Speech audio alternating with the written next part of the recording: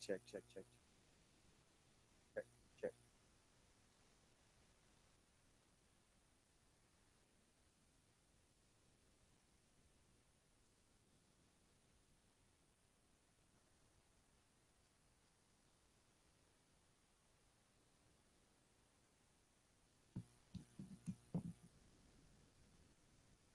Did I hear Adam there?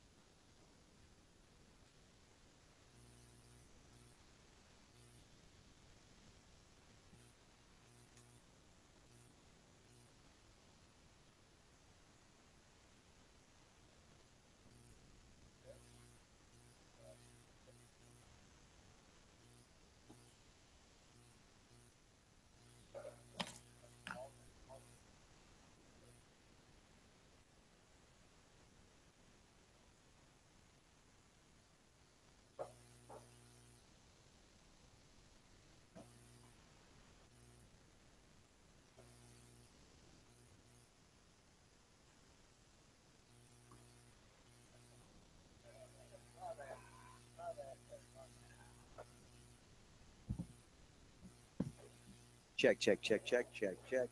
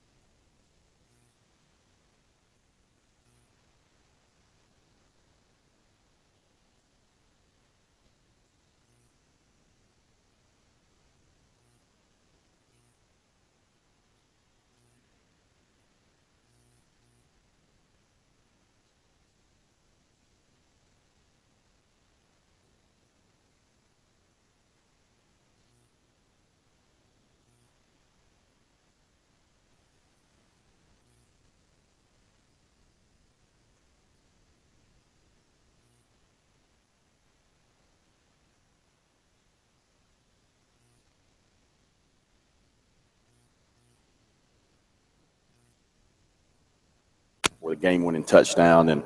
And again, this was just something that been on the sidelines from my perspective was one where I really got to see the maturation of Landon as a quarterback last night. Only in his second start, he kept the Wildcats in it all night. And again, he had some plays where there's some things that are going to happen only in your second start, only a sophomore. But what he did in that 2-minute drive was something to behold. And the confidence level that Coach Horn and Coach Smith displayed in him was something to see. And even the team itself, Adam, was always behind him. Nobody ever got down or was ever in any, I guess, doubt of what he would be able to do. But 37-34 win on homecoming. And the most important thing about the win was it was a regional win. It was a much-needed win. And had they lost that, then you're looking at 2-2 in the region, and then gets a little shaky at that point. So 3-3 on the year, but advanced 3-1 in the region.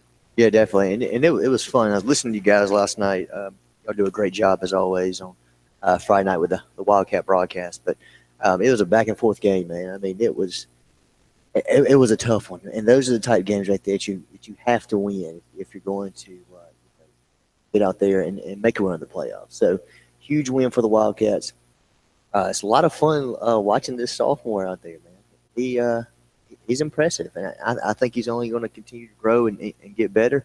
And it's going to be fun to see what the future holds. But it takes a lot for a kid that's 15, 16 years old to go out there and do that. Yeah, and Coach Horn talked about it in our post-game interview about basically just saying he's a winner, and, mistakes are going to happen, but they go through this every day in practice, and we caught it with Landon as well as N'Kobe after the game, and Landon just talked about, the opportunity to succeed was based on what they do every week in practice. So that goes back to our coaching staff, and again, Coach Smith just trusting the game plan. And that's something too, if people haven't really had the chance to go watch the Wildcats. We started out the season with Timmy Lawson as the quarterback, and the offense was a little stagnant at times. So we wanted to be able to throw the ball around as well to kind of open up some holes for N'Kobe.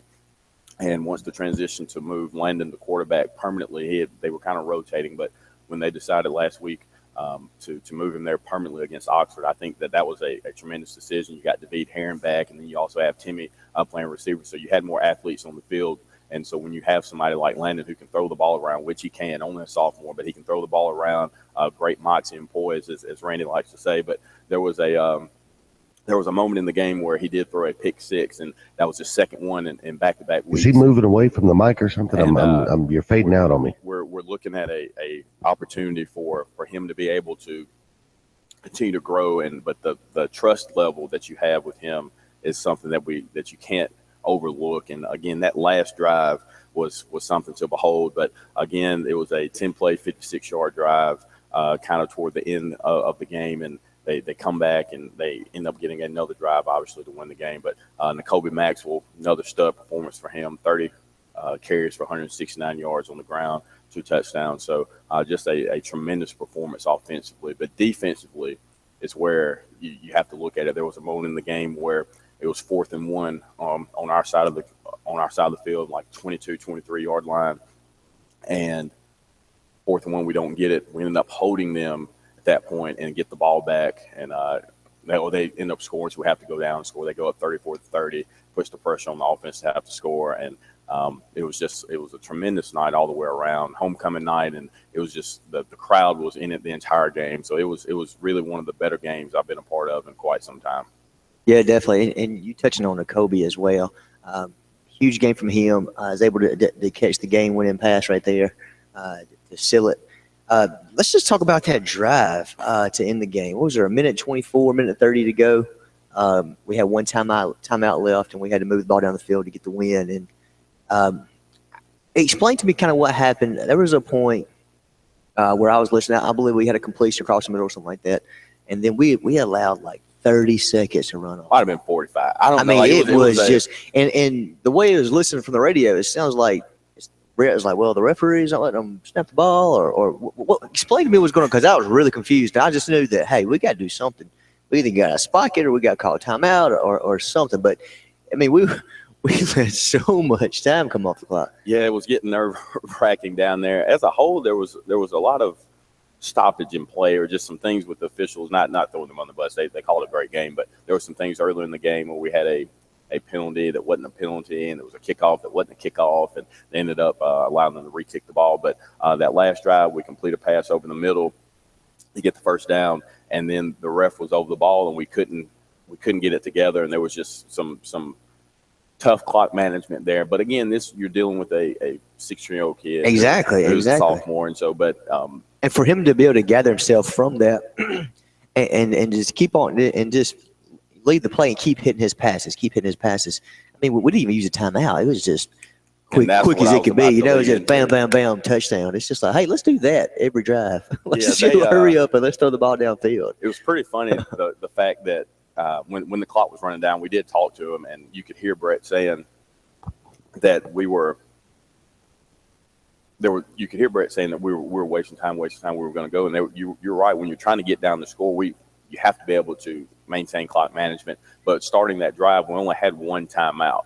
So, and we ended up never having to use it. I was getting nervous. I was like, oh, we're going to have to call it. But again, that just shows the presence and awareness of landing at the quarterback position and maintaining his poise back there. And he never, ever got rattled. And that's something you don't usually see. And we've been spoiled around here with great quarterback play for a long time, dating back to whichever generation you like to choose from. Clay Harrelson, shout out. Clay to Timmy to Young. Kendall to Bryant to obviously Tyree the last couple of seasons. So this was an opportunity for the Wildcat fans to get introduced to another Wildcat quarterback legend. And I think his legacy began last night with that 37-34 great victory over Chilton County. Definitely. And I'm excited for that kid. I'm excited for this team.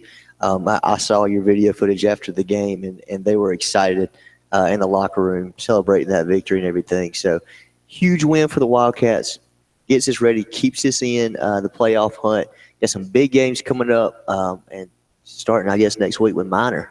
Yeah, and actually Minor with a big win. They're 6-0 in the year, very good offensive football team, and that's something we've been having to deal with for a while. I think going back to being spoiled, we were for maybe the last 4 years or so, 5 years or so, our region wasn't that great. And so by halftime, the game's over. And so the interest level in the games weren't as high. But now, I mean, every week we're going to have a game. And part of that has to do with the strength of schedule. Some of that has to do with the fact that we lost 27 seniors. And so we're having guys that are growing into their positions. But I think you'll see the second half of the season a better offensive performance, and then also putting some more credence on the defense as well. Coach Burkhalter and the defense staff did a great job of buckling down when they had to. They gave up some yards and gave up some points, but when it mattered, they came up with the stop. And the hits last night, that's something we have to talk about. There were 2 or 3 great hits on the special team side of things, and one of the better hits of the night was Jaden Tuck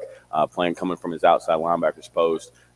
Free release. There was no running back on his side, and he demolished the guy. And that was one of the moments in the game where the momentum started to shift, and it was stagnant there for a while. And the difference in last week's game, or really the season in general, and last night's game, was that while we have struggled in the second half scoring points, this was one where the defense really stepped up and did what they needed to do to hold the opposing team from really legitimizing any momentum or starting to create it, because the third quarter has not been of any positive really for the Wildcats. That's where they struggled, but maintain their composure again. And we'll catch up with Randy Lee, who's the color commentator along with Brett, who does play-by-play. We'll catch up with him on the second half to get his thoughts.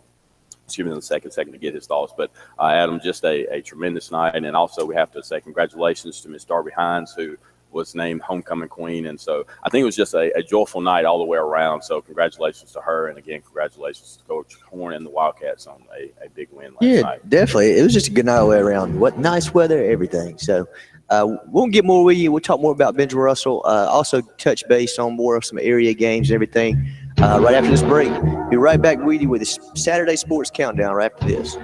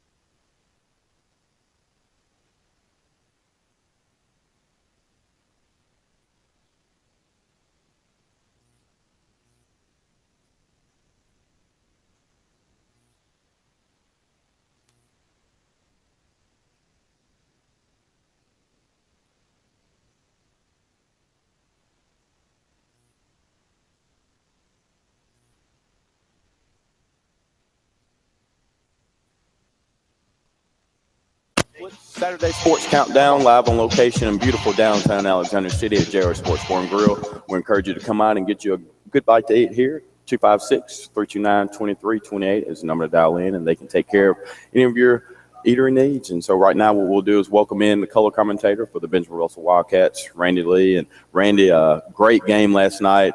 What were your thoughts as we have a little time to digest it now after the game last night?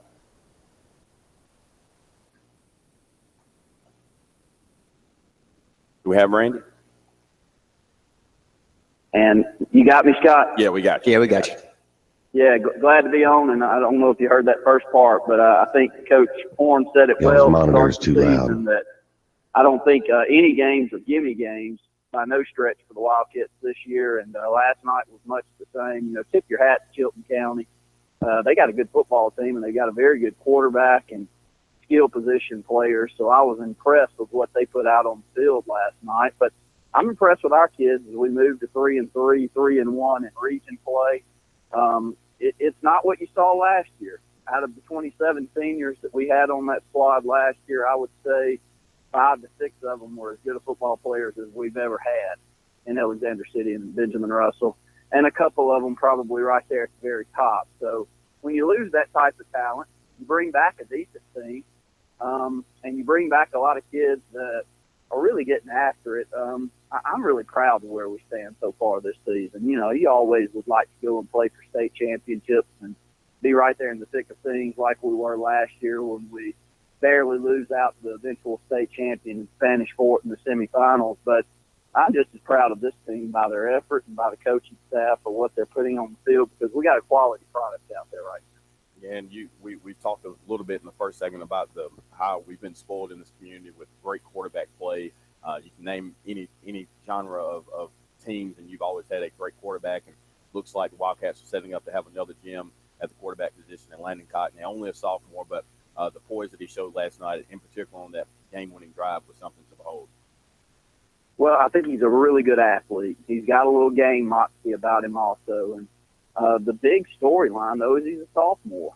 And most of these quarterbacks that we could bring up over my lifetime, and we've had some unbelievable ones, and they not only have moved on to do great things in football, but many of them have moved on to do great things in other sports as well. So they're all great athletes. But I can't remember many of them that started as a sophomore. Brian Horn being one of the only ones that I can look back. Maybe Tayon had a chance to play a little bit as a sophomore, but that's the reason I'm impressed with Landon. He'll make a mistake every once in a while, and you saw him have to pick 6 there that got the second touchdown on the board for Chilton County. But he comes back and he looks the part. Really good athlete, and I was impressed with that last drive like anybody that was out there to watch, because I think we were a little bit disheveled up there in the press box booth and seeing those seconds tick off. But to see him lead that team down the field and Colby Maxwell make that play to get the football in the end zone, and to have one timeout with 1:33 to go, and to leave and to score that touchdown still with that one timeout tells you what a great job the coaching staff and Landon did. And I'm excited for Landon, excited for his family, and I think he's got a bright future. Well, as we move on into the second half of the season, obviously next week we have Minor, who had a big win against Carver Friday, 48-13. Very impressive team there. But as we get in the thick of things for region play, how do you see things setting up for the second half of the season? I think we're playing good football. You know, defensively, we're giving up a little more than we would like in the passing game. That's going to be something we'll have to shore up on Thursday night, because Minor's got a very talented team, especially in the skill position and back there at the quarterback. I think physically we're getting better as the season moves on. Defensive linebacking play has been outstanding. I think Jacoby Lawson has really, really picked up his game the last couple of weeks. And we said last night, as Landon Cotton and Colby Maxwell were our players of the week again, that just about every week on the defensive side of the ball, you could give it to Benjamin Hendricks. And I think the last 3 or 4 weeks, Benjamin has been outstanding out there, setting the corner. He plays with a lot of energy, never seems to be down, never seems to be tired. And I think he and Jacoby Lawson have really been the two that have stood out for me defensively this year. Be glad to have Darius Jackson back. I think as far as potential move-on talent to the college level, he's probably the best that we've got on the senior class other than Colby is Darius. We missed him last night. We'll have him back this next week, hopefully, and it'll be a big game on Thursday night. Randy, we can't let you go, although Auburn has a somewhat of a gimme game today against Louisiana Monroe. Going forward, obviously, Brett Pritchard now has the reins as offensive play caller. How do you see things playing out with that new change of the guard at the offense coordinator position? Well, in a game like this where you have a good chance to put up big yards, this is not a really good Louisiana Monroe team, not like one that has given many of us fits in years past. As you look back, and they gave Auburn fits in 12. They beat Alabama back in the first year of the Nick Saban tenure. I don't think this is the same type of team for Louisiana Monroe. So as an Auburn fan, I want to see us continue to find an identity on offense. I thought Rhett Lashley called a good football game last week. We didn't put the football in the end zone. But nonetheless, it looked like we had somewhat of an identity. I'm starting to buy into Sean White a little bit, but I'd like to see us open it up in the passing game, especially with some of those new freshman receivers that we have, because you can see the athleticism just from the sideline and brief moments that you've seen them out there on the field. So hopefully we'll see a little bit more from that, and I feel really good about the two-headed monster back there in the backfield for Auburn. I think we've got skill set back in the backfield to do what Gus Malzahn needs to do with that offense. But, Scott, that's what I'm interested in seeing. I think defense has really stood out this year in comparison to the offense for Auburn. But so much talk around that freshman class of receivers, I'd like to see them get a little bit more involved. Absolutely. Well, Randy, we appreciate you calling in, and a big win for the Wildcats again. Hope you have a good rest of your weekend. Thank you all. We appreciate it, and I'll be listening in. Good deal. Again, that's Randy, who handles the color commentary there for the Wildcats. We'll go ahead and take another break. And when we return, we'll dive into a little more of the local action here in the Lake Martin region. More of the Saturday Sports Countdown presented to you by Jared Sports Bar and Grill right after this.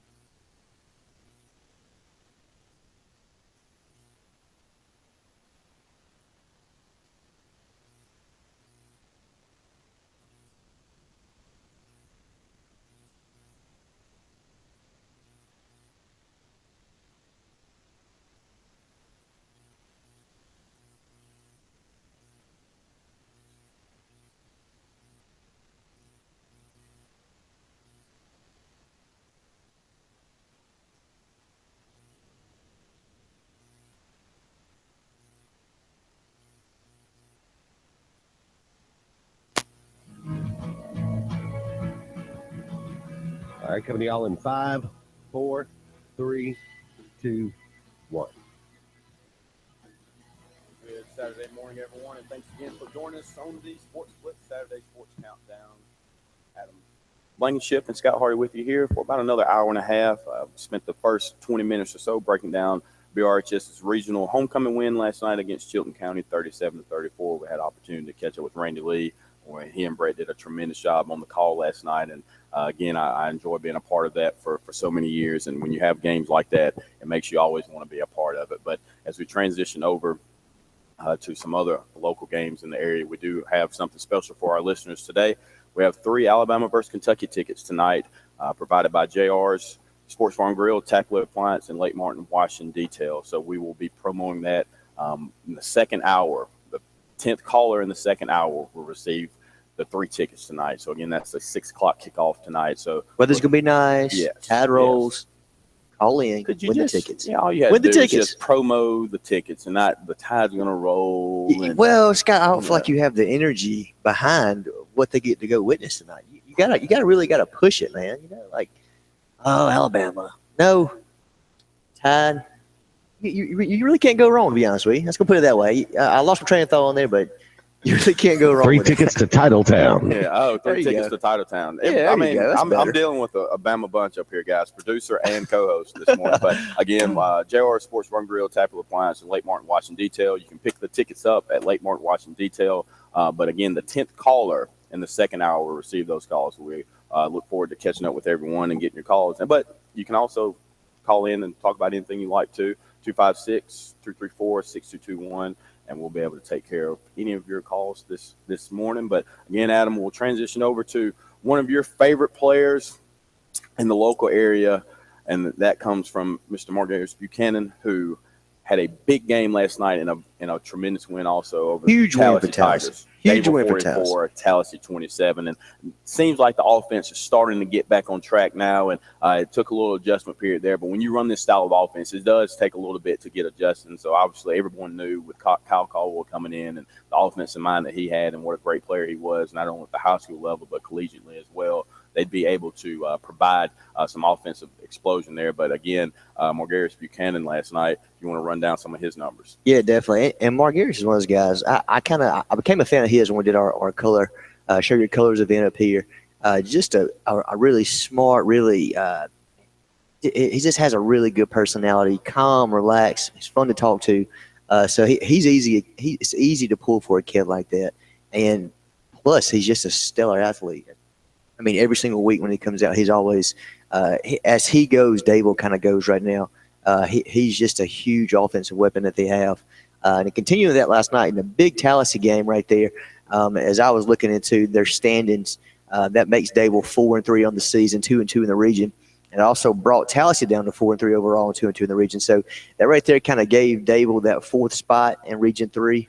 So that was a huge win for them as they won 44-27. But Margarius, he had 264 yards rushing with 4 touchdowns on 20 carries, and also had a passing touchdown as well. So if you catch some of his highlights or you follow Dable Tigers, then you know that he's just a kid that when he has the ball in his hands, he's going to score. He reminds me a lot of Tyree, just because of their playmaking ability and how they can make something out of nothing. And that's what you got to have, especially in high school. You got to have that playmaker, and Dable has a good one in Margaret Buchanan. Yeah, and you bring up his playmaking ability on his 4 touchdown runs last night. They were 52, 25, 81, and 17 yards, respectively, on his touchdown run. So obviously, with the ball in his hands, they're going to have an opportunity to put up a lot of points on the board. And it's good to see Dable getting things back on track. They've had a little down year last year, and so when you have the amount of talent they had, kind of similar to what Benjamin Russell was dealing with this year. When you have such a strong senior class and you lose some of those guys in key positions, you not only lose the talent level, but from a depth perspective, that's really what you struggle with, and that's something that we've seen around the area as well. But also throws a 25-yard touchdown. So really excited to see how the rest of the season plays out. But as you said, this is when it starts to matter. You have your region games, and so obviously you want to win all of them. But when you have the opportunity to cement yourself within the top 4 in region play, that's what you look forward to. So I'm sure Coach White is preaching to his guys that the season, this is when the season matters. 3 games left for them. So hopefully the Tigers can continue to put up these offensive points. And so, again, 27 points isn't necessarily what Dave was accustomed to, either from a defensive standpoint, but putting up 44 can compensate a little bit for that. Yeah, definitely. And you're looking at a Dable team who's now won 3 games in a row, going back to Holtville 51-14, then Valley 30-10 last week, and now 44 points against Tallahassee. So, as you spoke on and you mentioned earlier, that offense is really starting to mesh, and it seems like Kyle Caldwell is really starting to he knows his limits of this offense now, and he knows what he can do. So it's fun to see them. They have another big game next week against Elmore County that I feel like is very winnable as well. And then October 14th, they have a big game against Handley. Handley's number 3 in the region. Yeah, it's huge. Handley's number 3 in the region. They're 3-1 right now. They beat Leeds earlier this year, which is kind of shocking to me as well. So I can see this Dable team getting the playoffs because they have a very manageable schedule with Elmore County coming up. They got Childersburg left, and then the big one against Handley. So I'm excited for the Tigers. It's fun to keep up with what they do each week, and especially Margarius Buchanan. Yeah, and we've seen this happen we've always had great talent in our area, but before the season started, everyone was looking kind of at the schedule and be like, no, there's an opportunity for all of the teams that we cover in our listening area.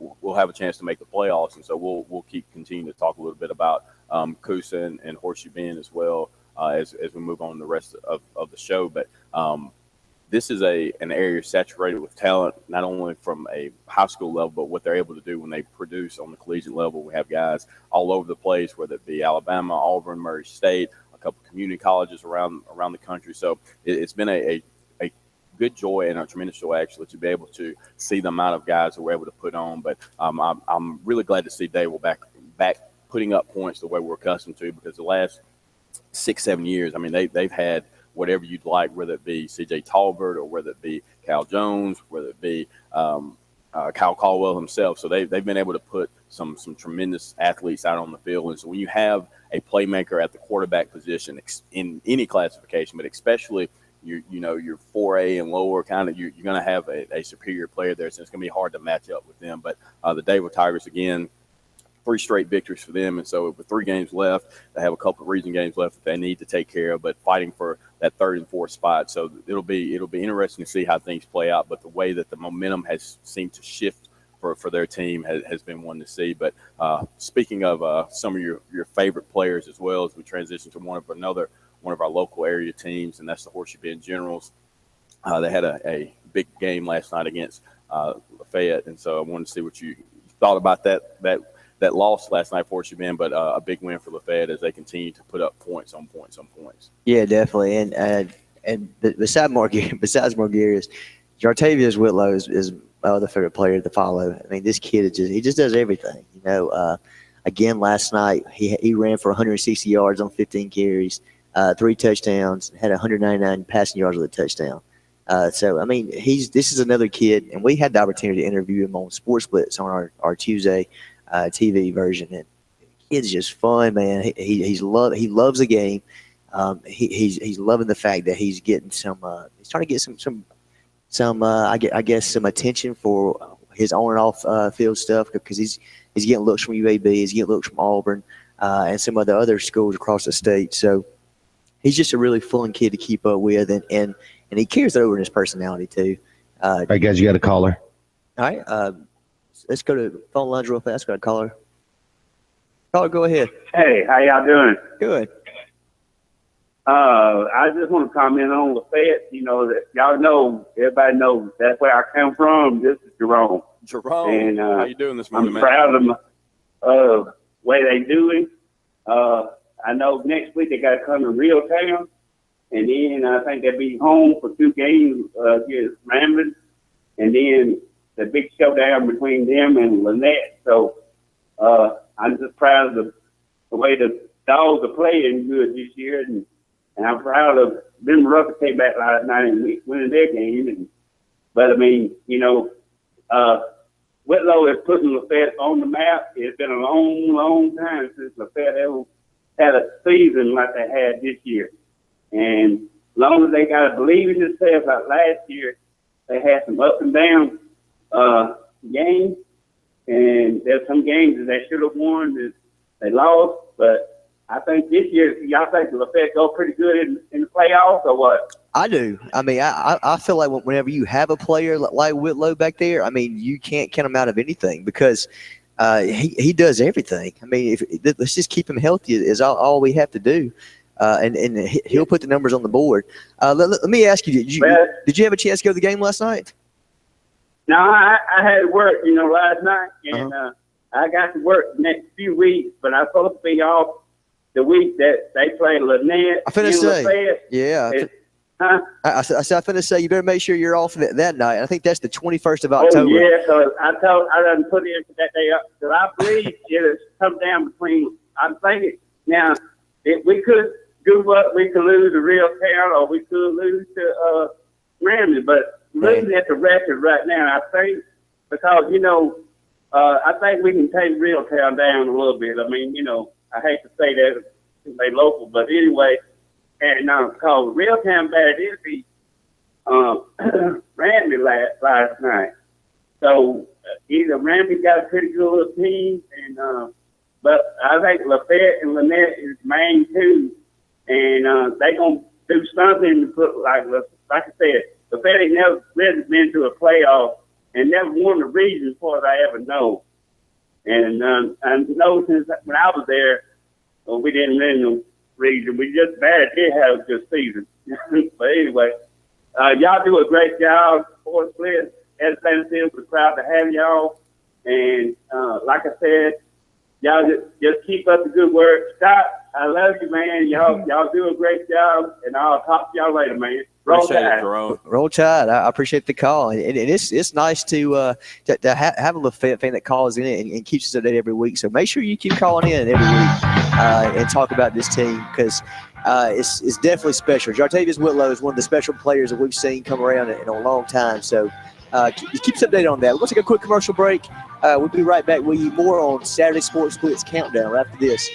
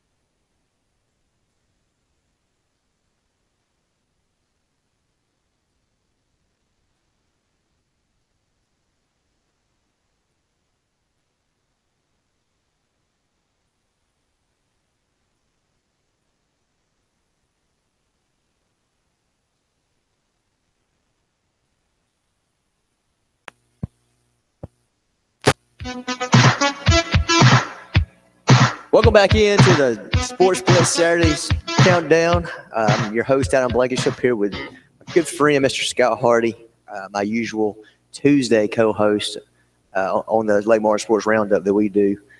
So, Scott, we talked a little bit about some of the local games, some of the local teams, everything. I think we need to kind of get into a little bit more. And one thing we didn't touch on in that last segment, because time kind of ran out when we had the call, is another great performance by Drew Hill for Horseshoe Bend. Ran for 255 yards on 23 carries. So he just keeps on piling the stats. But wasn't enough for the win, but still, you still like to see what that kid can do as well, because he's another one of those game changers.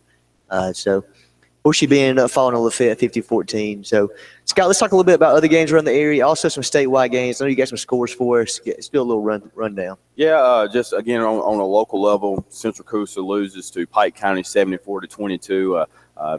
Go to 3-3 overall, 1-2 in the region, and that's kind of stymied some momentum that they've had the last couple of weeks. But this is a team that is still growing, still learning how to win, and Coach Barry Simmons has come in and done an outstanding job of changing the culture and perception of what Central Cougar football is, and the community itself has been very receptive to him, and I've had the opportunity to get to know him pretty well. My mom and my uncle both are employed by Central Coosa as well, so I get to see them and really get to hear their thoughts on the football program. And my mom, when she's talking about Coosa football, then I know that they've reached a level of significance. But again, tough loss last night. But this is, as Coach Simmons said last night, this isn't indicative of the type of team they've been all season. They don't give up 74 points, obviously, but they fought early on, but they just weren't able to withhold the offensive onslaught that Pike County was able to pursue. But again, 3-3 overall, 1-2 in the region. But they still have an opportunity with 4 games left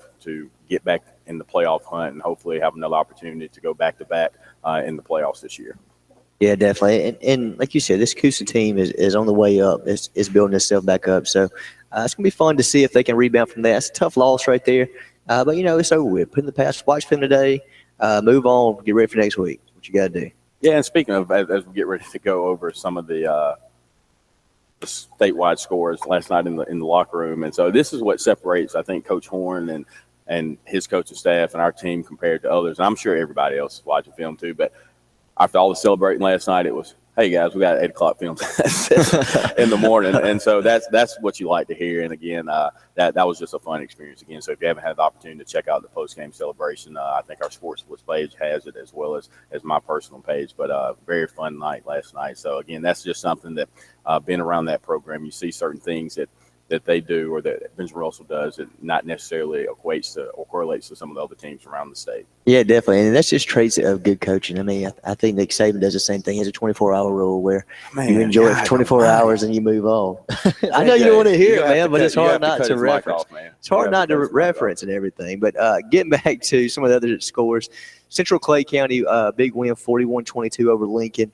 Beauregard, 49, Valley 0. Beauregard's got a good team this year. They really do. So it's going to be fun to keep up and see what they can do in the playoffs. And we'll see them actually last game of the season too. So we'll get to see firsthand just how good they are. Wetumpka 35-10 over Pelham. Big game coming up for the Wildcats against Wetumpka. Big region game right there. We've got to get that win right there. It's 2 weeks away, I believe we were talking about earlier. So it's going to be fun to keep up with that one. Some more stuff statewide. Oxford, big win, 24-21 over Southside Gaston. Maybe Oxford's better than what people think. Oxford was good. I never questioned that. I mean, they're good. And that running back is a stud. He's good. The Lindsay kid is a stud. He's only a sophomore, so it's going to be fun to watch him. I wonder if he's going to kind of be like a Rock Thomas or if he's going to actually develop, be good. But I'm not even going to acknowledge. Other scores: Hillcrest, Tuscaloosa, which I think is one of the best teams in the state. 61, Paul Bryant 0. Oxford, like I said, 24-21. And the thing with Oxford is kind of question that the schedule that they play, because up north there's really not too many great teams, but it looks like this Oxford team's really going to make a push and maybe do something in the playoffs. Opelika 36, Helena 7. Sylacauga 40, Talladega 14. Scott, you have some couple ones over there? Well, yeah, just a couple that of note. There's some teams that we've seen that kind of have been struggling and kind of getting back on track. Prattville with a big win over Smith Station last night, 37-30.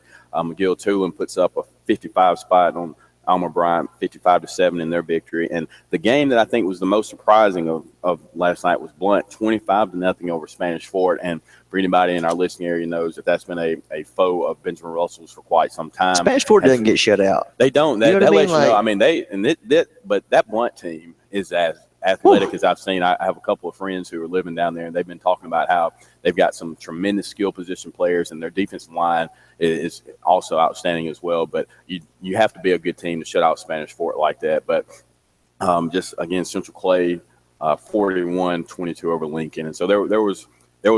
This is where the season really starts to unfold. You kind of have a good idea of what some of the teams are. So when you have a team like Blunt that goes and defeats a team like Spanish Fort, I think that legitimizes what they're doing on their season as well. But again, going back to that McGill-Tulane team, I think they're probably the best team in the state. No joke. And I mean, it's right there. It's not even fair. I mean, obviously Hoover. I mean, they're there, but that McGill-Tulane team and all those teams really in the South region of the state have been known to put out some tremendous athletes. But what they're doing right now, all of those teams are pretty solid. But you're talking about a team in McGill-Tulane that they've played the best of 6A as well and completely demolished them, like embarrassed them. I mean, it's crazy how good they are, and they're just running through their schedule as well. Reeltown 20, Ranburne 17. Reeltown's got a big game against Lafayette coming up this week. It's going to be interesting to see if they can do anything with Jartavius Whitlow as well. And just something I would like to point out for the last, I don't know, I guess I've been a part of this with Sports Blitz for the last 9 or 10 years or so, and every Saturday it had become a running joke as to how badly Edgewood would defeat their opponents. Not so much this season, and it's kind of they've received the opposite, I guess, of that this year. Abbeville Christian 43, Edgewood 0. So that program has, after the coaching change there has been basically just a lack of talent, I think, is really what's causing it. But you've had some schools that's been foaming at the mouth for just way to get their hands on this, because Edgewood was a team that would just beat you absolutely as bad as they could. So things are starting to come back around a little bit, and I'm telling you, I bet it's fun for these opposing teams as well. Yeah, again, but a quick programming note, and we'll be posting something to our Facebook page here shortly. But we do have 3 Alabama versus Kentucky tickets for tonight's game, courtesy of JR Sports Bar and Grill, Tapley Appliance, and Lake Martin Washington Detail. What we will be doing is we'll be taking calls in the second hour, and the 10th caller in the second hour will receive those tickets courtesy of those 3 sponsors. So, again, we appreciate them, and we're about to do a Facebook post and kind of try to promote it there. But an opportunity, even if I wasn't, obviously I'm not an Alabama fan, but if you have 3 free tickets. A little bit. Obviously. Well, yeah. All right. I do need to say, you saw me at a down time in my life when I was that was at your best. That was at your best moments, guy. You had the most fun in Tuscaloosa, and we were fortunate enough to be able to hang out with some good people though too that kind of made the experience a bit more, So, but yeah, we're going to give away these 3 tickets. It's a 6 o'clock kickoff, so you got plenty of time to swing by, pick those tickets up, head to Tuscaloosa, which is about a 2-hour drive. Yeah. Really easy drive. Get down there, tailgate a little bit, and go to the game. The weather's going to be nice tonight. And it's going to be fun to watch Bama play. So make sure you call in second hour. 10th caller wins those tickets, and that's 3 tickets to the Kentucky game. Not basketball either. So we've got a chance in this one. Yeah, but again, as we kind of wrap things, I'd like to put a bow on Benjamin Russell's victory last night, and again, as they defeat Chilton County 37-34, and of this football team, what Coach Horn and the staff do. And again, when you lose the amount of talent that Benjamin Russell has, and we've talked about it the last 2 or 3 weeks on the broadcast, is that these were not just ordinary players that we were losing. And Randy alluded to it when he called in, was that that senior class had maybe 4 or 6 some of the best players we've had ever come through Benjamin Russell, especially from the defensive side. But to try to replace a 1,600-yard rusher, 25-yard touchdown guy at the quarterback position, and then to see the success that we're having offensively, it's something that from a positive standpoint, you have some things going forward. Although this is Nacolby's senior season, as a whole, we have some great talent coming up behind him, and some guys that are sophomores and juniors that will be able to provide some talent there as well. And you think about the 9th grade class as well, who had a big win this week, 6-0 against Valley. Team keeps on whipping. They just keep on winning too. So. Yeah, that's the thing. So when that's the catalyst for success, is making sure that your foundation of your middle school and 9th grade teams are doing what they need to do to be able to set you up for the high school level. And so that 9th grade class has so much talent. So I think if everyone is just patient and allows some things to facilitate, I think everyone will enjoy what happens here in Alexander City. But again, we're almost done with our first hour of the show. We've been talking a little bit about the high school side of things, and so as we get ready to get you primed for these Saturday games in the second hour, I will be giving away these 3 Alabama versus Kentucky tickets again. And I know we have a lot of Alabama fans in our listening area, so if you have an opportunity to call in, again, we will be giving those tickets away about 11:45. So the 10th caller in the 11 o'clock hour will be the winner and the recipient of those 3 tickets. We'll go ahead and take our final break of the first hour, more of the Lake Martin Sports Roundup show. Saturday Sports Countdown, right after this.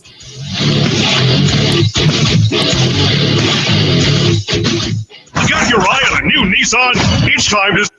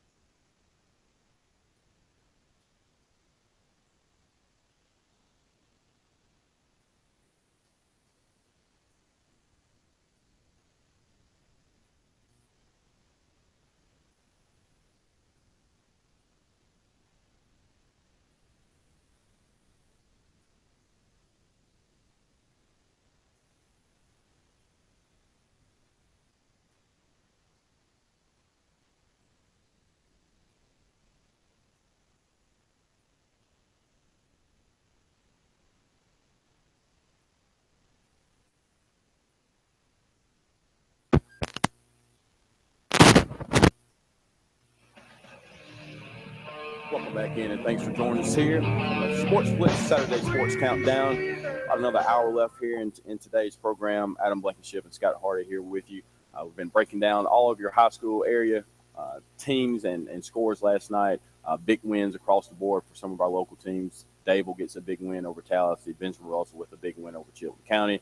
Horseshoe Bend takes a tough loss to Lafayette, and Pike County defeated Central Coosa as well. So as a whole, we still have some teams in the plot of, or the thick of things as terms of the playoff battle, and so we look forward to seeing what the last 3 or 4 weeks of the season brings. But we'll go ahead and move over to the collegiate side of things and give Mr. Adam Blankenship, Roll Tide man, an opportunity to talk about his fallen soldier who decided that he had enough of not playing. And so, you know what, I'm going to get out, and that's Blake Barnett. Yeah, it was kind of interesting what happened this week, if you guys follow along. I'm trying to decide how I want to approach it, to be honest with you, because I understand what he's doing as far as the loophole that he used so that he'll be eligible to play after the 4th game next year. But at the same time, I feel like it was kind of messed up that he bailed on his teammates just the way that he did. And Saban's been taking a lot of heat in the news about criticizing him and saying he quit on his team, he did this, did that, because the old argument that's played out by now, everybody goes to as well. You left Miami, you left the Dolphins, So what can you say about quitting on a team? And that's one thing I understand that, but I think the main thing that Saban was getting at, and the reason why it frustrated him so much, is he just did it in the middle of the season. Here you are, number 1 team in the nation, and your backup quarterback just decides to leave all of a sudden, especially now whenever you have a quarterback who's carrying the ball for over 15 times a game. I mean, Jalen Hurts is by far, I think, the better athlete. He just brings more to the table than Barnett could. So, I mean, I get that, but at the same time, he's one good shot away from being knocked out of a game or having to miss a couple of weeks just because of his style of play. So to lose a guy like Barnett right there, 4 or 5 games into the season is really tough, and I can see his frustration at that point, and I kind of agree with him too. You chose to come here, you chose to compete, and you lost, so you got out. I mean. And that's fine. I get that. I'm just saying, but do it at the end of the season. Don't do it right. There's such a double standard. I'm not. This has really nothing to do with Alabama, but you brought up his leaving of Miami. There's such a double standard on how coaches are treated in situations like this. Coaches can leave at any point they want to, and it's no restrictions on whether they can coach or anything like that. Players leave, they have to sit out a year, or they can't go into this conference, or they're restricted from going here. So from a player perspective, he's looking at it. He was the number 1 quarterback coming out of the state of California, so it wasn't like this was a guy who was. I mean, he's a 5-star guy. He was expected to be a highly competitive quarterback at Alabama, and obviously with Jalen Hurts coming in, that didn't come to fruition. But if you're him, I'm under the inclination that he did the right thing, because if he sits out the whole season, then he has to sit out a whole nother year, and so that stymies his opportunity to be able to play on the next level.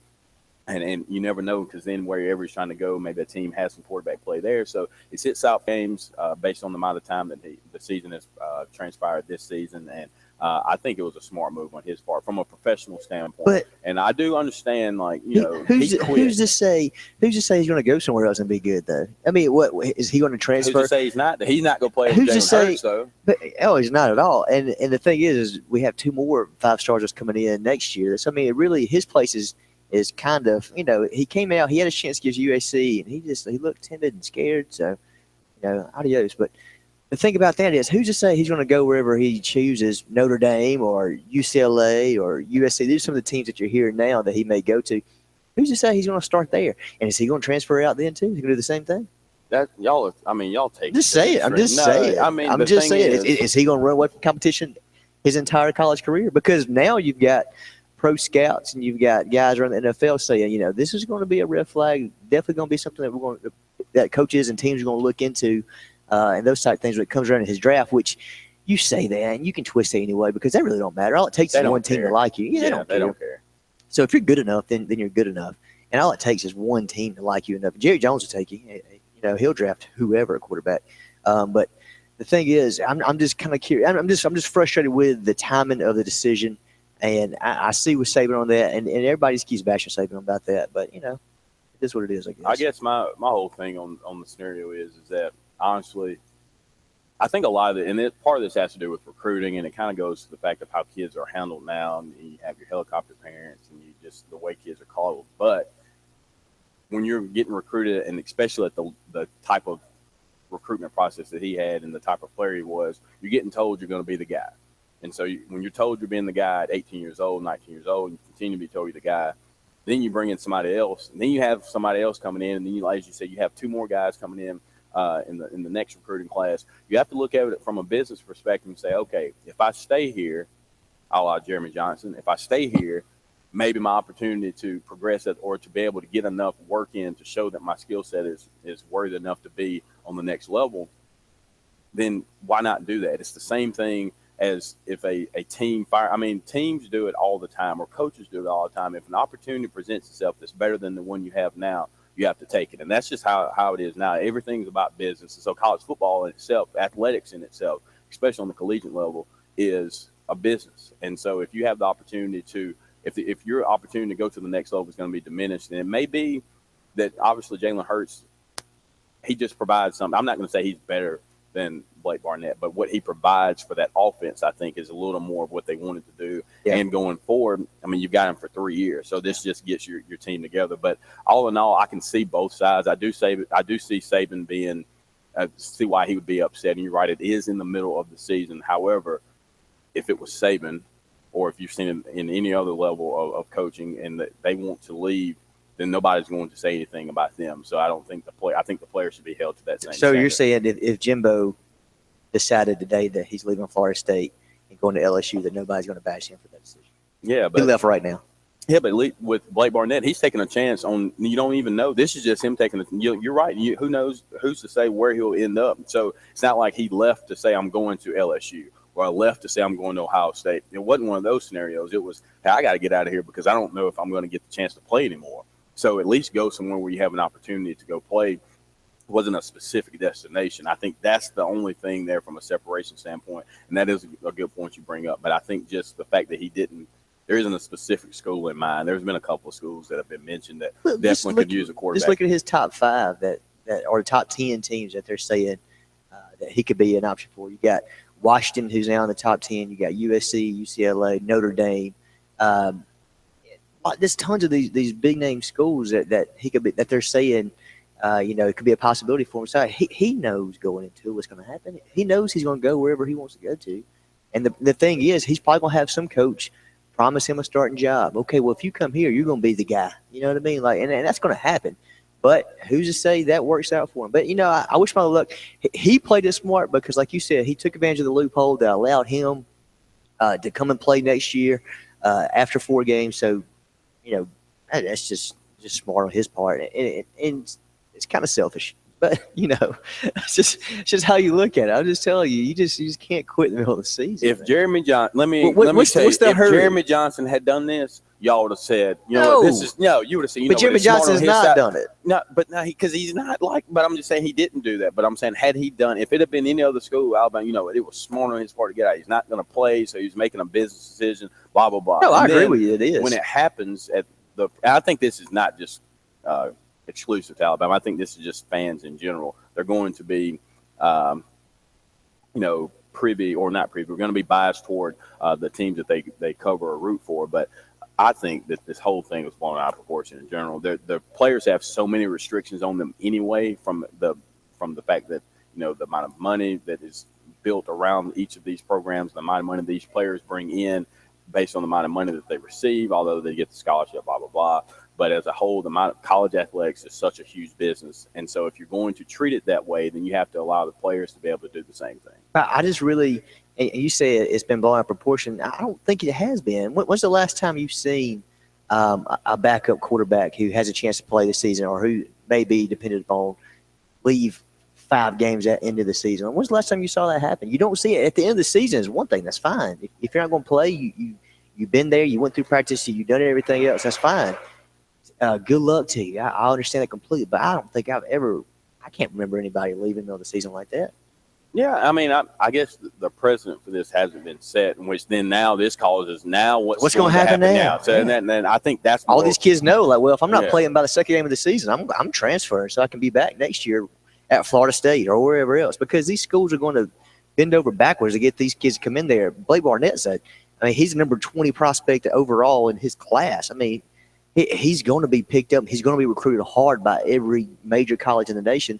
So why wouldn't you? I mean, that just makes it hard. But I think for the teams. So now you got to recruit these guys since from when they are 8th grader in high school all the way up. Get them committed, and then you got to keep recruiting them while they're there at your school, because if not, they can leave middle of the season and play next year the exact same time somewhere else. But I think that makes probably no sense. There's probably only a handful of programs who are recruiting at the level to where they'll have that type of problem. For the most part, you won't see that happen. There's probably 5 to 10 teams in the country who are recruiting at a level to where they're heavy and stacked at each position. But again, speaking of Alabama, again, we have 3 Alabama versus Kentucky tickets, courtesy of JR Sports Bar and Grill, Tackle Appliance, and Lake Martin Watch and Detail. You can go to Lake Martin Watch and Detail and pick those up. 10th caller during this hour, we'll be giving away the tickets at 11:45 again, and so we want to make sure you have the opportunity to get those. But what we'll do is go ahead and take our first break of the hour. More of the Saturday Sports Countdown right after this.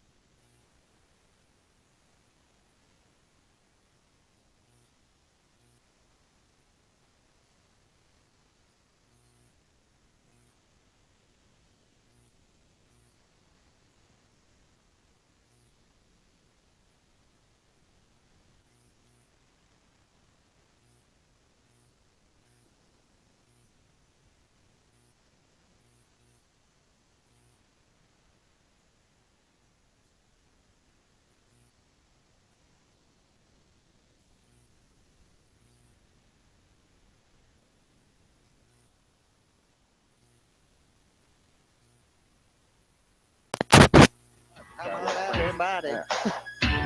All right. Welcome back into the Sports Blitz Saturday Sports Countdown, brought to you by JR Sports Bar and Grill each and every Saturday from 10 to noon. Adam Blankenship and Scott Hart are here with you for about another 40 minutes or so, 50 minutes actually. But again, we've been talking a little bit about high school athletics in the first hour of the show. Had the opportunity to catch up with Randy Lee, who handles the color commentary for the Wildcat broadcasting crew. Big win for the Wildcats last night. And also, again, congratulations to Darby Hines, who was the homecoming queen for the homecoming court last night. So also got the opportunity to have to do a little plug there for the 2006 class reunion this weekend. We all came in for the game last night, so it was cool to see some of the people I haven't seen in a while. So that's what I'd like to see more of, is to see more of our age group being more active in some of the high school scene, and whether it be Ben's Russell or Horseshoe Bend, Coos, or wherever it may be. So again, that's something we'd like to push. But last segment, talked a little bit about Blake Barnett, and obviously we're going to be on different sides of the issue here. But as a whole, I do see kind of where Adam was coming from, and JJ brought up a good point as well during the break, is that the precedent that this sets now will force the rules committee to have to adjust the way things are doing. It creates an open free agent market is what it does. I'm telling you, 3 games in the year, I'm not playing like they told me I would. I'm out of here because I can play same time this time next year. I will transfer to a junior college. I think it said he has to get 12 credit hours and that count, and then he can transfer. I mean, who couldn't? If you watch the documentary on Netflix at East Mississippi, they're setting it up so easy so that you can get to the next level. So I mean, anybody can do this, and it's just going to create a huge wormhole where you're going to have guys leaving left and right. And like you said, it may be a problem more for the schools like the Ohio States and the Alabamas and the Michigans of the world, because they have all this player depth. But you know, I just feel like it makes it really hard to where you got to recruit this kid in, and then you got to recruit him and keep him on the same train whenever he's there at your school, and that's too much. It's just too much. I mean, and I just don't agree with it one bit. But so that's a little bit about Blake Barnett, and I'm sure some people may feel differently. Good for the kid. Good luck. Whatever you decide you're going to do, I think Alabama will be okay. But you know, I just hate to see it happen the way it did. Before we move on, though, let's plug those tickets one more time. Giving away 3 Alabama football tickets tonight against Kentucky. Games at 6 o'clock. So be 11:45. We're going to do the 10th caller. Whoever calls in wins those tickets. So make sure you tune in, call in, and get those tickets. So let you enjoy a night. Give them the number. 256-234-6221 is the number to dial in for the tickets again, and we appreciate those 3 businesses and sponsors of the show being able to have the opportunity to give those away. And again, we appreciate you listening to us each and every Saturday. Again, on the Saturday Sports Countdown. Again, 256-234-6221 is the number to dial in. But so stay tuned on that right there. I'll be coming up soon. But Scott, let's kind of get into the football schedule for this weekend. One interesting tweet. I actually got 2 interesting tweets I want to talk about real quick. Just kind of random. This right here says, once again, the Gators failed to do anything on their opening drive, talking about Florida, of course. In 19 games under McElwain, including today, they've only scored 1 time on their first drive. So that's kind of interesting right there. You see McElwain being an offensive mind, kind of doing some things. I would say. Played in the SEC championship last year, and it's not. Yeah, exactly. And I hate the way last week turned out. I feel like he should have won. They should have won that game, being up the way that they were at Tennessee. So it's just an interesting tweet. Another one right here from my good friend Randy Lee. Bobby Petrino is seeking his first Marquee Road win as a head coach. Petrino enters the week 0-10 in true road games against AP top 15 opponents. So, of course, everyone's talking about, and College Game Day was there tonight, the big Clemson-Louisville matchup, which is going to be the best matchup of probably 2 of the – I'd say probably, but I'm going to say definitely the 2 best or most athletic quarterbacks in the nation tonight in that game, which is going to be fun to watch. I really feel like Louisville is going to take care of business just because of how much Clemson has lost on that defense. But so it's just a little interesting right there to see. We're going to talk about that game. I was saving my thoughts on that, but we can go ahead and transition to that, and we'll get back to some of our SEC games as Florida's taking on Vandy right now. Florida only a 14-point favorite in today's game. I was thinking it might have been a little bit more. But is Del Rio back? Did he come back from his knee injury or? I'm not sure on that. I know it was supposed to be either this week or next. I'm not sure on that. Or he could have came back. I'm not positive. How crazy is it that 2 top-notch SEC programs in Florida and LSU both rely on Purdue transfers at quarterback? Well, yeah, and think about kids who couldn't start in the Big Ten for Purdue. I'm waiting. I think that probably changes more so on the Florida side, just because I think McElwain's a good coach. I think and even I hope I'm wrong on this, and we'll talk a little bit about Georgia as the show progresses. But I thought that Kirby Smart would be the guy from a defensive standpoint who kind of bucked the trend of Saban disciples going on and coaching. You see what happened with Muschamp, and it didn't really pan out. And now you see what's with Kirby. It's still early in the season. They've only got one loss, but this team is struggling offensively, and that's something we've seen with some of his products. Really, only the success you've really seen has been, with Jimbo and Dabo and those types of guys. But I think McElwain is going to be a fixture with the Florida Gators for a while. But talking about this Louisville Clemson game, everybody's on Louisville. They are big time. I think it's Clemson. I think this is my whole thought process is I think that all the top three teams in the ACC are going to have one loss. I think Florida State beats Clemson.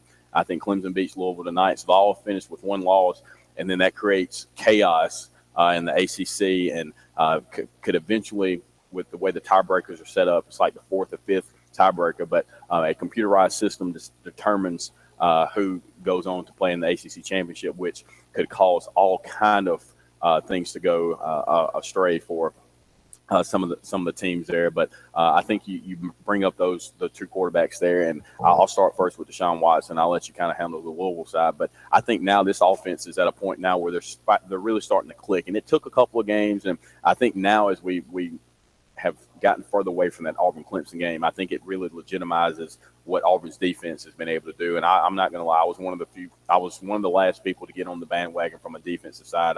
I thought the Clemson game was one where Auburn had enough time to prepare. They had all summer, so that was going to be one where, they had a chance to really stop the game plan. But Deshaun Watson and the Tigers have an opportunity today. This is going to be, I don't know, we'll get the over-under for this game here shortly, but I'd take the over a million times in this game. It's at 66 right now. This is an interesting game. Take it over. I think so, too. There's going to be a lot of points scored. We might have 130 points scored tonight. But, quick break real fast. But one thing, line started out Clemson minus 3.5. Now it's at Louisville minus 1.5.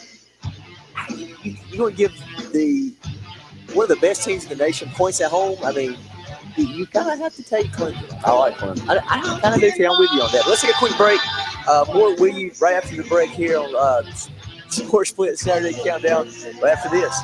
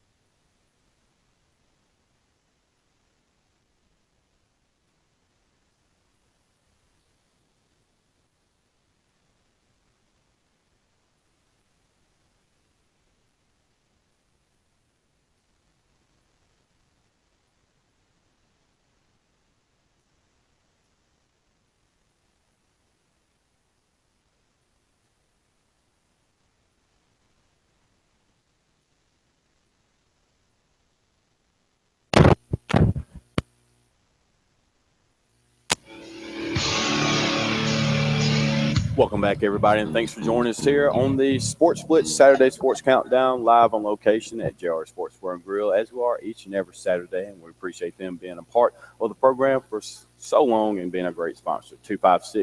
256-329-2328 is the number to dial in for them, and you can get your delivery needs taken care of, or you can come in like my good friend Joe Cowart and get you a great lunch today. But we appreciate you guys being a part of the show as always. And again, promoing a couple of things this morning. We do have 3 Alabama versus Kentucky tickets that we'll be giving away on the 11:45 mark in today's program. 3 tickets on the 40-yard line, courtesy of JR Sports Bar and Grill, Tapley Appliance, and Lake Martin Watch and Detail. And you can pick those tickets up there at Lake Martin Watch and Detail. Again, 10th caller, we'll be giving those away around the 11:45 mark.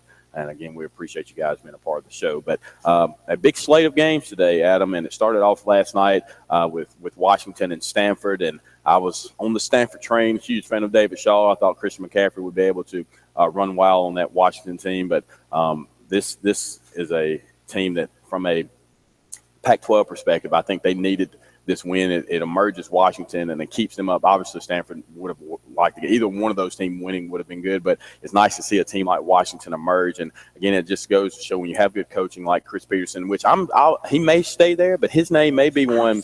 He may be one that makes sense. Potential, like that could be a potential opening for somebody else, and he may be one of the hotter names in the ranks as well. But if you're a team like Washington, it's kind of similar to a Stanford, or even maybe not as much on Houston. Houston's on a smaller scale, but when you built something like a Louisville too, when you build a program that's not necessarily expected to be a perennial power, and you make something of it, and you look at your schedule each year, and you're like, okay, we're looking at minimum 9-10 wins a year, so would I want to leave to take that job? But they put a whooping on Stanford last night, and they'll be a team that they still have a couple more big games left, but I think this could be a team that makes a run for a Pac-12 championship and ultimately gets an opportunity to play in the Final Four. But moving along to today's games, we'll get some of your predictions. Well, let's do one thing on that. Washington kind of snuck up on me this year. I really wasn't kind of expecting the success that they had, but I forgot Chris Peterson was there, and it makes sense now. Do you think you could see a school like with some of these big jobs coming open? You think you see some of those guys target him and back to load the truck? Washington looks like Boise with better talent. And obviously, when you look at it, and that's something that we're getting a little info from our producer, JJ, and he's right that this team mimics kind of what we saw at Boise State, and he's able – you knew what he was able to do. If you can win there and get players to come there, then you could see what you could do at another school. And he's recruiting at a level that obviously is not going to be a top 10, top 15. But it's Washington, program. you know what I mean? But yeah, and so a lot of those schools in the Pac-12, again, are higher. Like you have to have a higher education, or not higher ACT score. Your GPA has to go higher, so it's harder to recruit guys to come to schools like that and retain them. But I could see Washington being, or Chris Peterson being a guy who comes up, and that's going to be the interesting thing about this coaching landscape is what the domino effect of what could occur, because obviously the LSU job is going to be open. USC job probably USC job will be open, and then potentially the Florida State job if Jimbo leaves to go to LSU. And then, I see the Texas job. Maybe, I don't know. I hope not, but I feel like you might see the Texas job come up. I think the Texas job. Although I'll say this, if you do come into that Texas job now, I think the job that Charlie Strong has done in terms of creating a winning culture, like it had gotten lax the last couple of years under Mac Brown, and you were starting to have a lot of disciplinary problems. And so he came in and fixed that. And a lot of times that doesn't always correlate to wins, but he's restructured the program to where now football is back to being a main priority. So again, you may have 4 to 5 top-notch program or jobs that are going to be open. And so I think that really has a lot to play on how things will happen, the domino effect there. But I would say Chris Peterson is probably – he has to be at the top of the list. Can you see a Chris Peterson at LSU? You see something like that? That kind of sounds scary. My only thing is, and so we'll read a couple of quotes from the athletic director from LSU after Saban was when he left to go to Alabama, rather, or to go to Miami, then obviously Alabama. But you're not going to find that guy really in Saban. I think Chris Peterson is a winner, obviously, and he brings a different perspective. And so sometimes it is good to bring in like a non-SEC kind of guy. And they're wanting to go in opposite direction than Les Miles, too. They're wanting to try to bring in somebody more on the offensive side. So I think that's an interesting thing there because, of course, Herman's probably going to be number one on their list. They're going to try to bring him in there, which I think he'll do phenomenal as well. But does he want to leave Houston? I mean, I know he. I know Big 12 expansion. That's really exactly. I think that's if they all that get matters. if they get in, then I doubt he will. But if they don't, could be a possibility. And speaking of Herman, he's probably the biggest Louisville fan in the world today because they really need Clemson to win that. Because if they can do that, and Houston can beat them, then they're in. So it's gonna be interesting to see that. But I can see Herman kind of staying where he's at, especially if they get in the Big 12. Do you really think Jimbo's going to leave Florida State where he's at now? I don't see why he would. I know he might have ties to Baton Rouge, and he loves LSU. But, man, you got to set up to where you're in a Power 5 conference. You're getting every recruit in the state of Florida or nationwide that you want. And the only team that you're really having to play every year is beat Clemson every now and then whenever they're solid. I think Miami's coming up, going to be a bit better. Mark Rick's a great recruiter. And ACC's a lot better than what he's just sitting in a hotbed down there too. Because we were talking Tuesday about just how good or how much talent's in that South Florida area. So you're gonna see Miami come back up. Not saying they're gonna win a championship. They're gonna be at 9-3, 10-2, Mark Rick like they always are, which is huge, which is really great. But I just don't know if Jimbo wants to leave the situation that he has because he has a great setup. Why would you want to leave that whenever you're out of school? And that's what Michael and I were kind of talking about last night is LSU's a top 5 job, I feel like. All right, Florida State's a top 5 job, though, too. So why would you leave that one whenever you have a better schedule and less competition each week to do the same thing and go and play in the SEC West? So those two coaches right there is kind of on the line. So I can see why not go after Chris Peters? I think I'll say this, and Marcus Spears brought it up earlier. A lot of what deters people from wanting to take that LSU job is obviously the one team in the West that you're going to have to play every year, and that's Alabama. And so, how long is that going to continue right there? Though? As long as Saban's there. I know. So what's he at? 4 or 5 years? I mean, that's 3 more. I mean, yeah, you can be fired in a 5-year period. I mean, that's the risk you take is if you're somebody like a Jimbo or if you're somebody like. I think it's going to be hard for them to get somebody like a Jimbo because nobody really wants to take that risk in leaving a top tier program to go to LSU, but.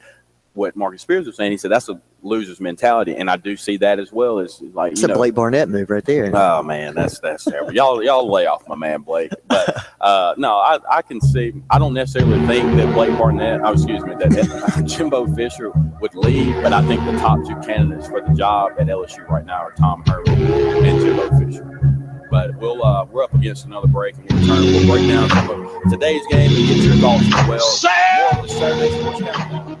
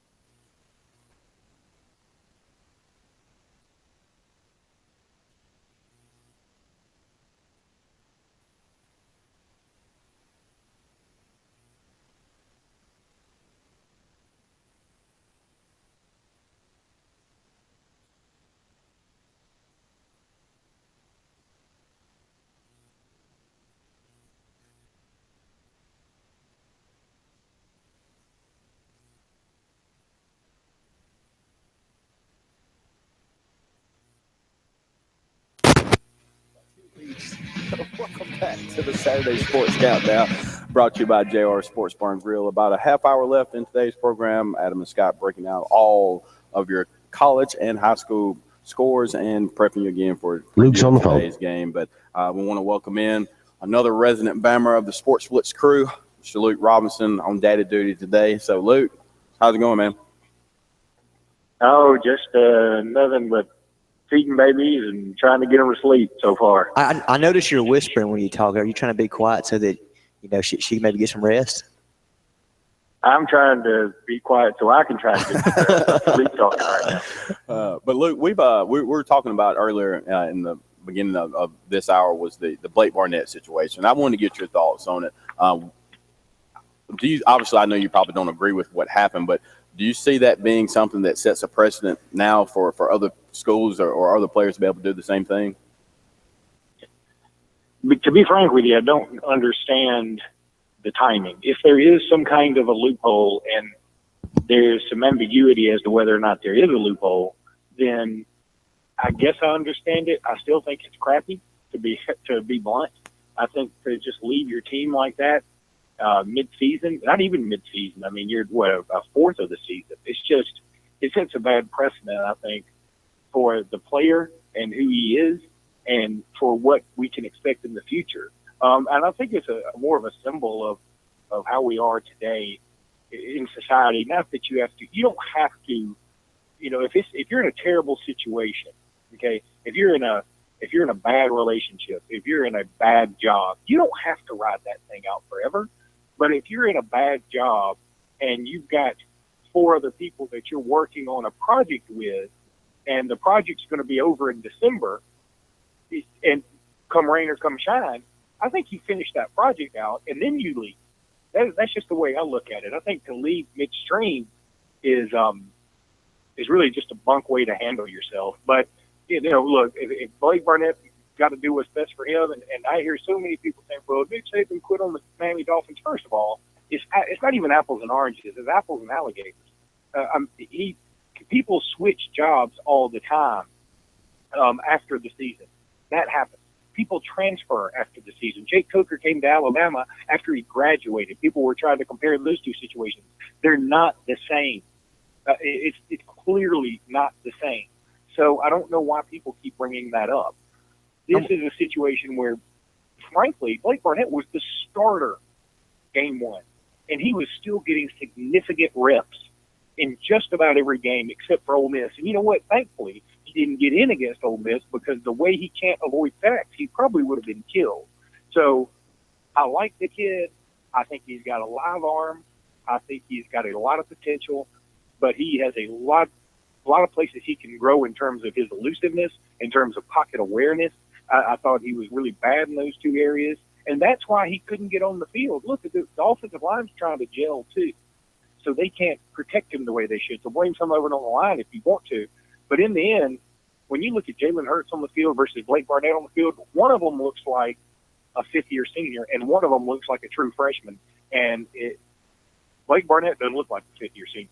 Yeah, I agree with you completely on that. And that's my reason, too. I'm tired of hearing about, Saban left the Dolphins. If anything, this is comparable to when Petrino left the Falcons in the middle of the season.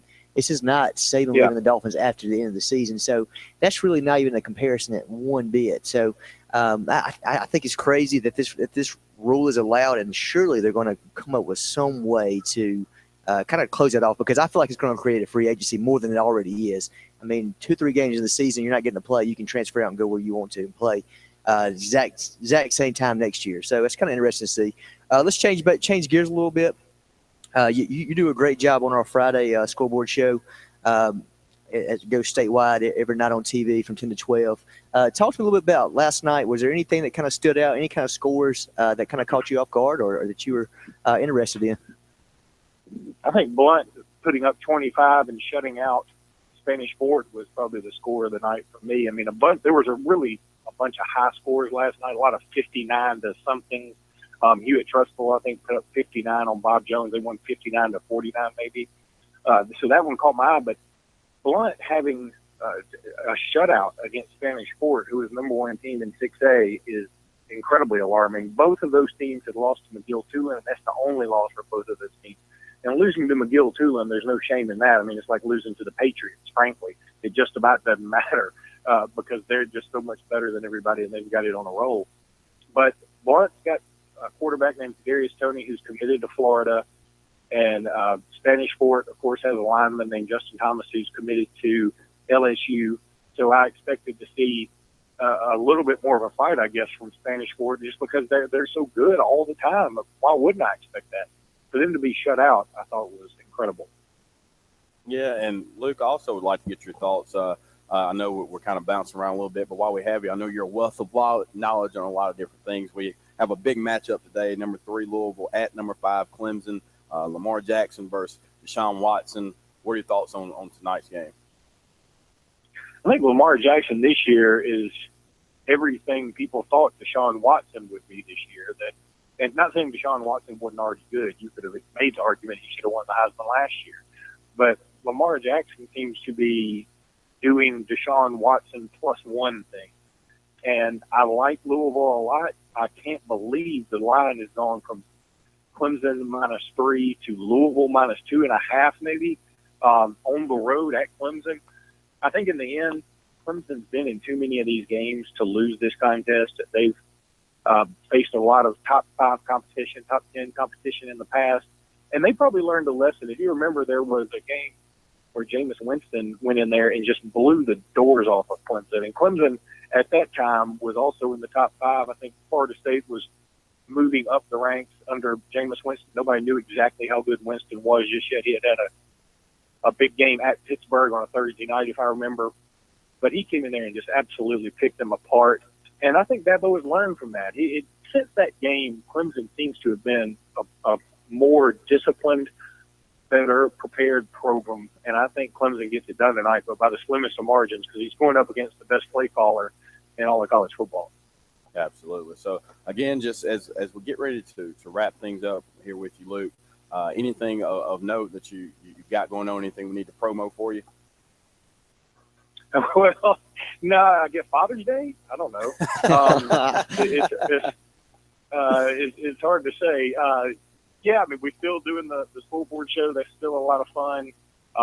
It works out great for me because I'm usually up anyway right now, so I'm enjoying that. And obviously, we're going to keep doing this show. Going to try and hook back up with Nicole Maxwell on Monday. We've taken a couple of weeks off from the recruiting diary for the main reason because I was having a baby and he was sort of in the meat of his season. I knew he had 2 big games.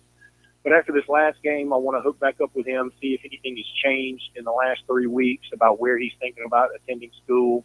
And so those have been a big hit. So I'd like to get that back on the roll. I'd love to get one started with Jatarvius Whitlow, to be frank with you. I think he is an absolutely phenomenal athlete. I'm not trying to oversell him because he's a 3-star, 4-star kid. I know what he is. He's not the best athlete in the country. I'm not trying to oversell it, but he's a lot of fun to watch. I'm really interested to read more about how he impacted the game last night because they just put up points after points after points every single week. Absolutely. Well, Luke, we appreciate you calling in. Get you some rest and enjoy that baby. All right, buddy. Have a good day. Absolutely. We'll go ahead and take another break. But once again, before we do that, let's plug it one more time. The tickets. Here we go. 3 Alabama versus Kentucky tickets for 6 o'clock kickoff tonight, courtesy of Gerald Sports Bar and Grill, Tapper Appliance, and Lake Martin Wash and Detail. So make sure you give us a call here short. We'll be giving those tickets away during the next segment. So 10th caller, you will be able to get those tickets. So again, 3 Alabama versus Kentucky tickets to watch Alabama destroy the Kentucky Wildcats. But we'll go ahead and take another break. More of the Sports Blitz Saturday Sports Countdown right after this.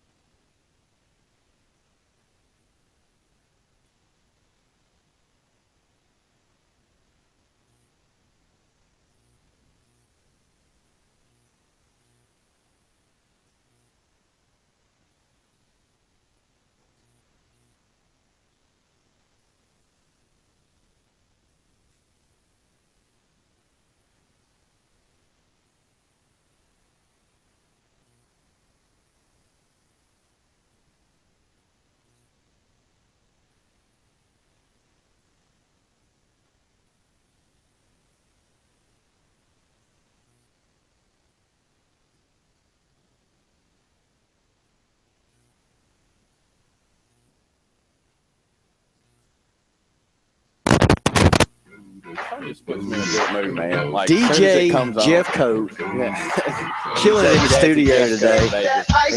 You guys dancing up here all day long. Look at him. Welcome back into Saturday Sports Blitz Countdown. Adam Blake Show, Scott Hardy. We've been talking about it the entire show a little bit. Right now is the time to call in to win those 3 tickets to the Alabama-Kentucky game. That's 3 tickets to the night's game, 6 o'clock kickoff. You got plenty of time to get there, plenty of time to enjoy that beautiful campus and that great tailgate scene up there. So call in now. 10th caller wins the tickets, and we'll go shortly to that. Scott, 256-234. Give him the number. 6221 is the number to dial in. 256-234-6221. I guess I keep forgetting to give him the phone number. So, Scott, a couple of things I'm reading here. Of course, tonight with Lamar Jackson and Deshaun Watson squaring off, there's a lot of stats out there, everything going on. Lamar Jackson, 25 touchdowns in 2016 already. He's got more touchdowns than Charlotte, Kansas, North Texas, Vanderbilt, Kent State, Central Florida, and Missouri. So that's entire teams that he has more. He's averaging 6.7 touchdowns a game, 6.25 touchdowns a game.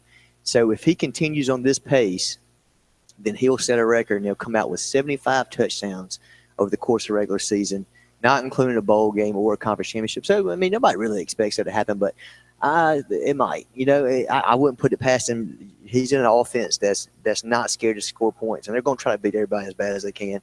But if he does that, if he continues this pace up, the only teams who scored more touchdowns in 2015 out of the entire NCAA is Baylor, Western Kentucky, Bowling Green, and Texas Tech.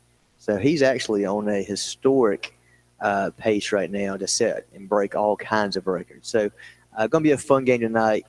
Louisville, Clemson, really one of the best matchups. Everybody's been kind of waiting for this. You got Marcus on the line ready to claim some tickets. All right. Sounds like we have a winner for our tickets tonight. Go ahead, caller. What's your name? This is Marcus. Hey, Marcus. Well, congratulations. You've won 3 tickets to the night's Kentucky-Alabama game. Kickoffs at 6 o'clock. Scott, kind of fill us in on where you picked those up and everything as well. Again, first off, we have to say thank you to our sponsors for giving them away, JR Sports Bar and Grill, Tapley Appliance, and Lake Martin Washington Detail. You can go pick the tickets up at Lake Martin Washington Detail. They'll have them ready for you. So we appreciate you calling in and being a listener of the show. You have a prediction for tonight's game for us? Yeah, I think I would go Bama 42 to maybe 10. I got you. And we've kind of been talking about Blake Barnett during this hour, and I just kind of want to get your thoughts from an Alabama fan. What did you think about him leaving the team? Well, I hate it. I really do. But at the same time, you got to play your best players. He had his opportunity, did really well when he was out there, but I agree with it. I like our quarterback. Absolutely. Well, Marcus, we appreciate you calling in, and again, go pick up those tickets from Lake Martin Washington Detail. Thank you, caller. Thank you very much, guys. Thank you. And that's how you do it here on Saturday Sports Countdown. Always looking for an opportunity to give things away. And also, LMG is doing a Senyo TV or something?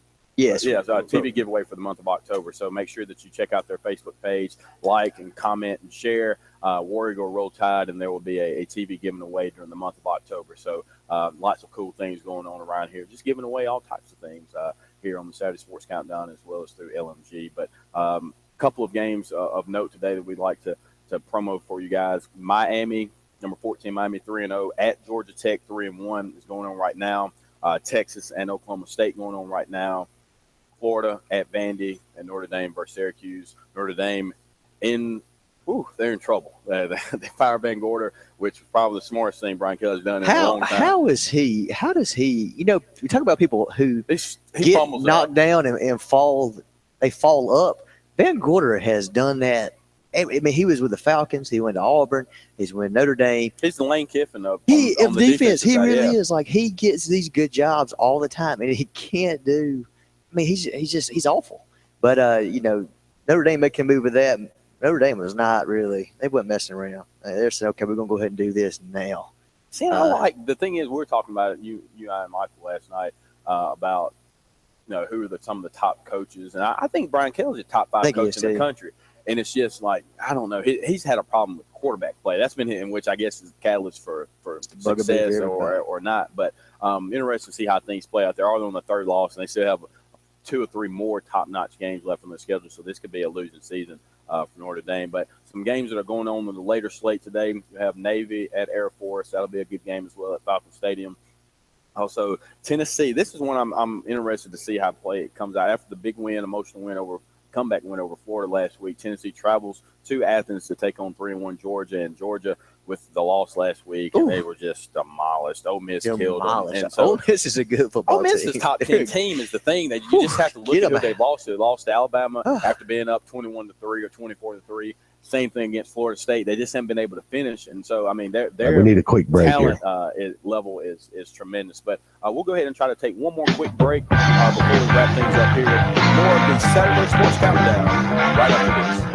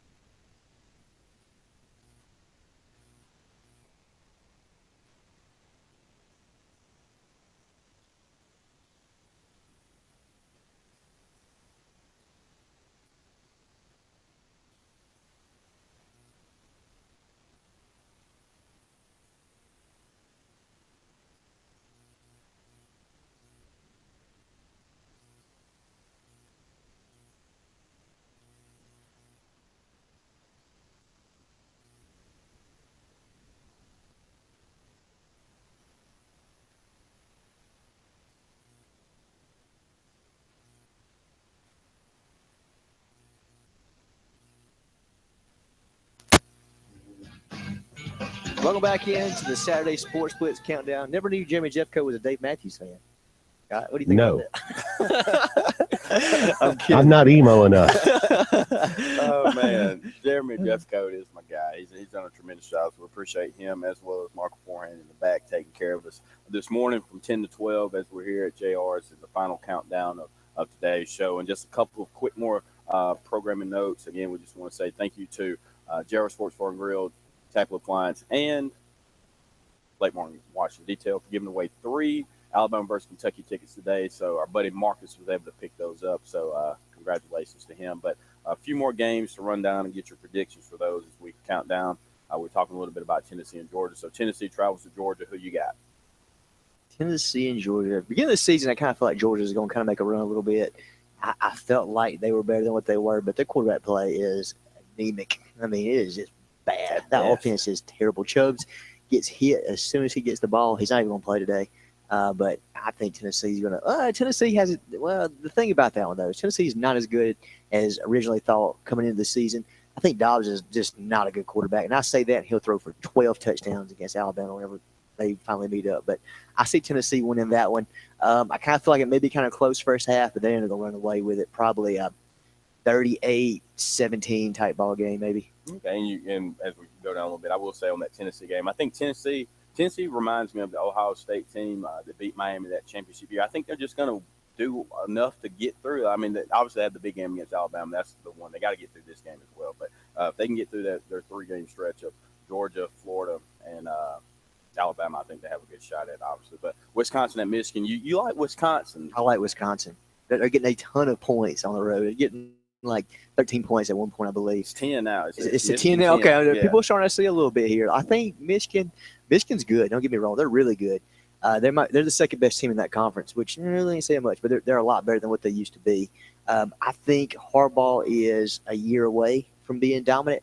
I was telling Michael last night that I think Michigan this year is equivalent to Alabama and Nick Saban whenever John Parker Wilson's senior year, where they went undefeated, lost to Florida in the SEC Conference Championship game, but the next year they were there and they were playing for national championships. I feel like Harbaugh and they would do the same thing. I think Wisconsin's better than what people are giving them credit for.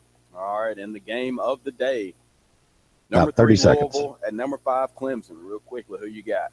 I think you've kind of persuaded me to go Clemson on this. I mean, they're at home. They have one of, if not the best quarterback in the nation, in Deshaun Watson. I'm still not jumping off the train, even though they started slow. I'm going Clemson in that one. As much as I love Bobby P. and Lamar Jackson, I'm going to have to stay with Clemson. I think Dabo and Deshaun Watson put together a game plan that ultimately will allow them to. I think their defense is a little bit better than Louisville when it comes down to it. So, again, we appreciate you guys tuning in to us today, and we appreciate all the support as always. And thank you to JR Sports Bar and Grill for always being a great sponsor of the program. Come out and make sure you get something great to eat today. And also, quick promotion mode as well. The Lake Martin Invitational was taking place today at the Charles Daily Sportsplex. Sorry we didn't promote that enough today, but tremendous opportunity for some opportunity for the Sportsplex to be highlighted again. But Adam, it's been a great show. Thanks to the guys for letting us come in and actually talk a little sports that we're interested in from time to time. But again, gotta go. For Jeremy Jeffcoat in the back and Michael beforehand, saying see you next week, guys. See you Tuesday.